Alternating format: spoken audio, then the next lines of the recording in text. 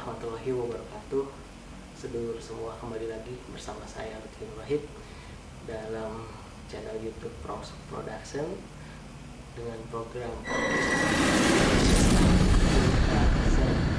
kali ini kita kedatangan narasumber yang konon ceritanya dia ini selama di jam-jam dini hari itu diganggu oleh makhluk halus. Jadi teman-teman sedulur jangan lupa tonton video ini sampai selesai. Mau tahu gimana cerita selanjutnya, pantengin terus channel ini. Jangan lupa di subscribe, di like, komen, dan share ke semua sedulur-sedulur yang ada di Indonesia, Sabang sampai Merauke. Oke, langsung aja. Kali ini kita bakalan panggil narasumber yang bernama Saraswati. Silakan Saras. Apa Saras? Baik. Saras nih kegiatan sehari-harinya ngapain? Sekarang kerja. Sekarang udah kerja. Kalau kuliah udah lulus ya. Udah lulus.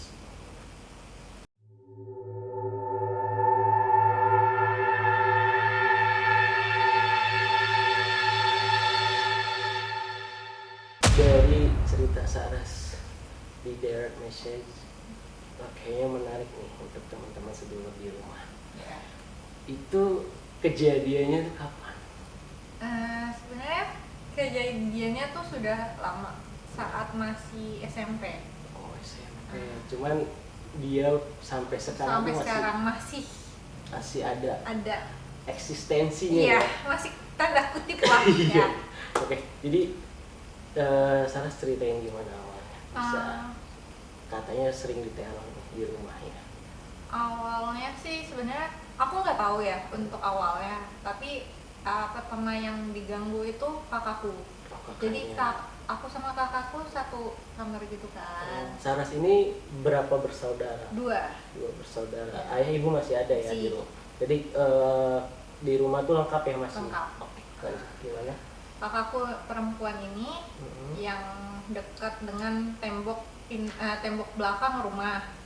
Nah, sedangkan tembok belakang rumah tuh untuk jalan saluran air, pembuangan saluran air. Pembuangan air. Nah, aku tuh masih kayak temboknya tapi masih daerah depan, bukan tembok belakang. Iya. Jadi masih satu kamar tapi ranjangnya terpisah gitu. Terus? Nah, kakakku sekitar jam 1 sampai jam 3 itu tuh 1 jam 3 dini hari. dini hari itu selalu ngebangunin aku. Oh, di notice gitu Di ya. notice gitu kan, bangun, dengar sesuatu enggak, apa sih, kayak orang jam 1 sampai jam 3 kan Aneh gitu waktunya ya. tidur gitu ya. kan. Kadang udah terlelap gitu ya. Udah capek, udah ngantuk, apalagi pas itu saya masih SMP kan. Oh iya. Jadi kayak masih kak ganggu aja. Oke. Akhirnya kayak awalnya masih nggak percaya, Masih kayak it's okay lah it's gitu. okay lah. Iya. Bangunin apaan sih gitu aja kan. Tapi lama kelamaan akhirnya kakak aku minta, yaudah kamu tukar aja tempat tidurnya, coba rasain deh jadi aku, kata kakakku. Kayak kakakku udah tempat tidurnya udah tukar. Di seminggu pertama itu aman, nggak ada apa ya. tapi seminggu selanjutnya itu mulai aku merasakan apa yang kakakku katakan. Apa tuh?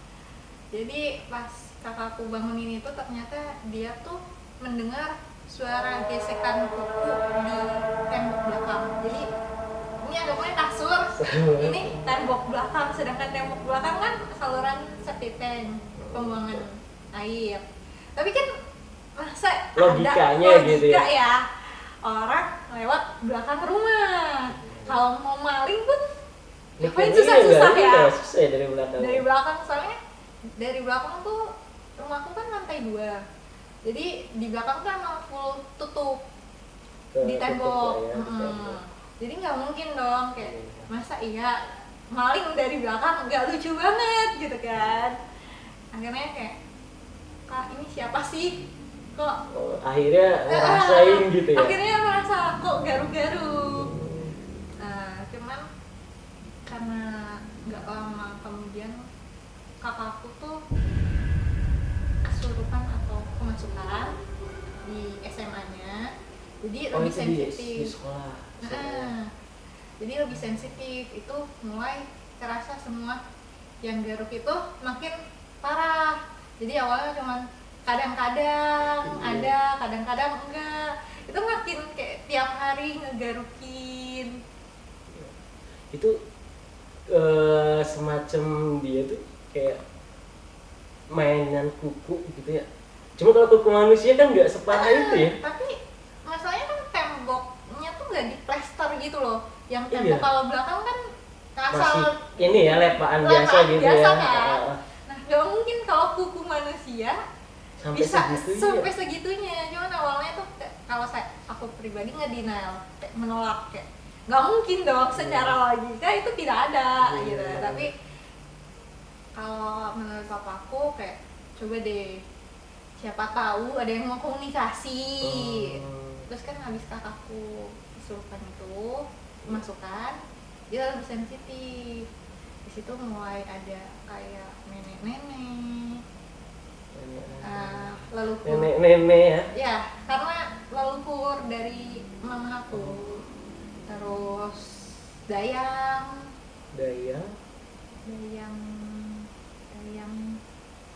tuh dari maksudnya dalam artian kayak kerajaan Dayang, tahu kan? Kayak abdi dalam gitu. Dayang-dayang pantai selatan. Soalnya kakak aku ngeliat ada cuping. Nah, yang dayangnya yang pantai selatan dan pantai selatannya pasukannya.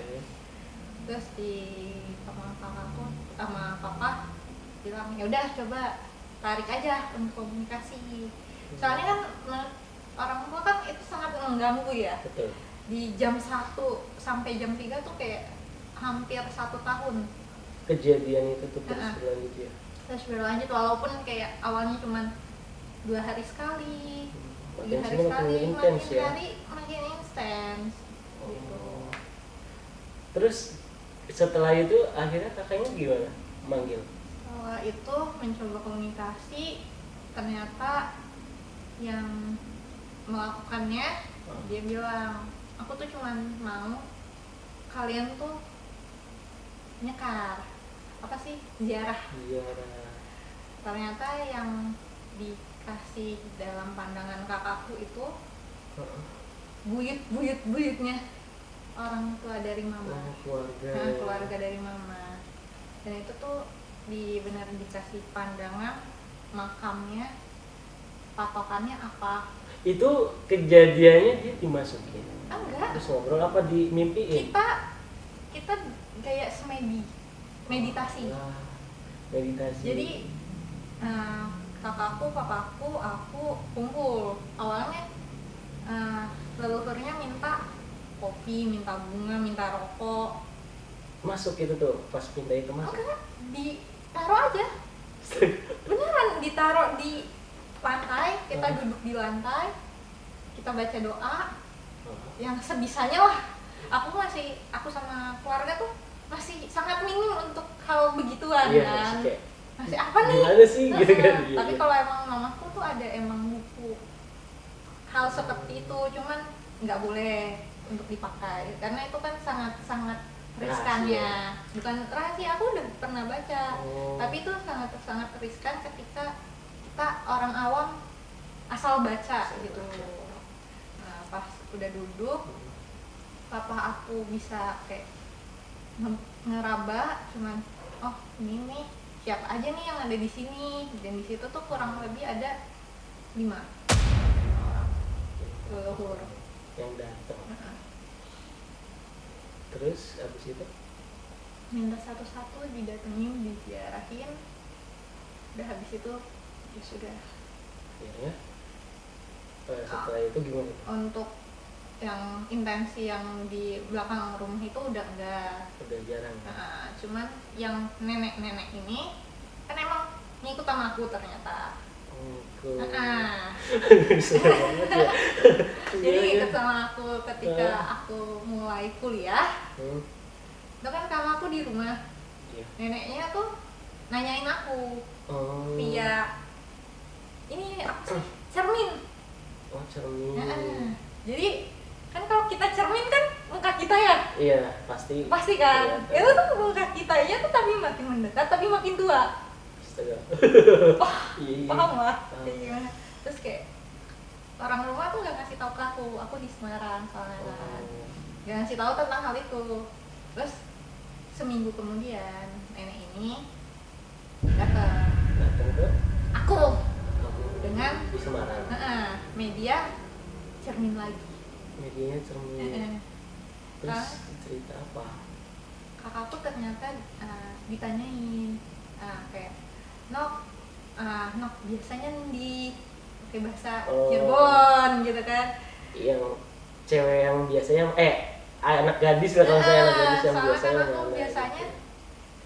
di rumah kan dari SD sampai SMA tuh di rumah terus, nggak pernah kemana-mana gitu. Tiba-tiba mungkin nenek ini kehilangan. Ya, karena Soalnya aku nggak jarangnya kali ya, pamit. iya. Kan aku nggak tahu ya, kita nggak tahu sekitar kita gimana, betul. yang jaganya siapa. Aku tuh nggak pamit dengan seperti itu, aku nggak pamit gitu loh. Karena tuntutan kuliah ya. Iya, jadi kan kita sebagai orang yang awam ya, pamitnya pasti ke orang tua, Iya sih, ke benar. saudara, tidak dengan yang tidak kasat mata gitu kan. Nah akhirnya tuh pas di cermin gimana? Kaget Pas aja di sih, Terus apa? aku lari. Lari itu kan. Soalnya kan kondisi kosannya itu sangat-sangat sepi. Dengan munculnya itu kan Kayak kaget. pikiran negatif mulai, karena aku emang juga sensitif, jadi aku tahu daerah sini ada, Gitu. ya udah dia ngikut Ikut terus sampai sekarang. sampai sekarang. Ceritanya berarti pas garuk-garuk kita udah paham lah ya siapa kita harus gimana. Sebenarnya kalau di itu tuh rentetan sampai sekarang halnya masih sama. Serem banget ya. Ya, kalau bisa dibilang sekarang serem. Kalau selama di kosan ada kejadian-kejadian aneh nggak? Oh banyak. Apa aja? Yang pertama itu ya sama yang Garut. Oh masih sama Masih sama. peristiwanya ya. Soalnya sebelumnya yang ziarah itu kan kakakku sama papaku, karena Oh, dia yang I know. komunikasi Iya, dong. iya. Aku tidak tahu hal itu. Papaku cuman yaudah nanti papa sama kakak aja ziarah, mengatasnamakan mama sama kamu gitu. Ternyata pas di kosan masih sama nih, berarti aku harus ziarah. Abis itu ziarah. Abis itu ziarah setelah ini apa, Idul Fitri Setelah kemarin. itu kemarin ya. Terus selain itu setelah Idul Fitri ada lagi nggak gangguan? Kalau gangguan lain, aku mencoba menolak sih hal itu, karena aku kan jauh ya dari orang tua. Iya, Untuk benar-benar. minta penjagaannya kan agak susah gitu kan. Jadi kayak udah gak apa-apa, aku di luar aman kok, pikiran aku aman, udah dilindungin, udah gitu aja. Udah. Denial ya, realistis Denial gitu. aja, kayak pakai logika aja lah sekarang sih, tidak macem-macem. Karena kan kalau kita bilang itu ada, iya emang ada, karena kan kita hidupnya berdampingan. Betul. Jadi kita tidak bisa menyalahkan dia, kita juga tidak salah. Iya. Gitu loh, tidak meladeni dia. Jadi selama di kosan tuh kejadian sepengar lagi gitu. Iya. Atau di kampus? Kalau di kampus itu nggak ada sih, karena Nggak ada ya? lebih ke arah peringatan. Hmm, Soalnya kan di kampus tuh emang oke. banyak gitu kan. Iya. Jadi akhirnya terjawab ya siapa yang garuk-garuk dan Iya. Saras harus ngapain gitu. Betul. Harus ziarah karena itu adalah istilahnya pemberitahuan ya. Kayak Saras dan keluarga harus nikah nih karena emang harus ada tuntutan dari leluhur. Nah, jadi ya istilahnya kalau misalkan orang hidup mah Iya, bersilaturahmi gitu ya, saling mengunjungi. ngetok lah Iya. intonya. di notis apa kabar gitu kan, masih istilahnya mengingatkan ya kalau misalkan masih ada saudara-saudara yang mungkin minta didoain, sama-sama mendoakan, sama-sama berbuat baik. Oke, sedulur yang ada di rumah, jadi gitu ceritanya. Saras ini selama hidup ya dihantui dengan ternyata itu leluhurnya sendiri ya, yang dimana beliau menginginkan keluarganya itu untuk ziarah. Iya. Jadi gitu teman-teman sedulur, barangkali teman-teman ada cerita-cerita horor dan seram, silakan hubungi Instagram kita di @rongsokproduction. Dan kalau misalkan teman-teman juga kepo sama narasumber kita, ada Instagramnya nggak, Saras? Ada. Namanya? Yayasna 1. Oke, nanti kita kasih ini ya, notis di bawah atau nanti kita taruh di link di deskripsi. Gitu teman-teman sedulur, ceritanya. Bagaimana cerita-cerita berikutnya, jangan lupa di subscribe channel YouTube kita Rongsok Production dalam program podcast cerita serem. Jangan lupa juga di like, komen, dan share ke teman-teman sedulur yang ada di manapun Anda berada.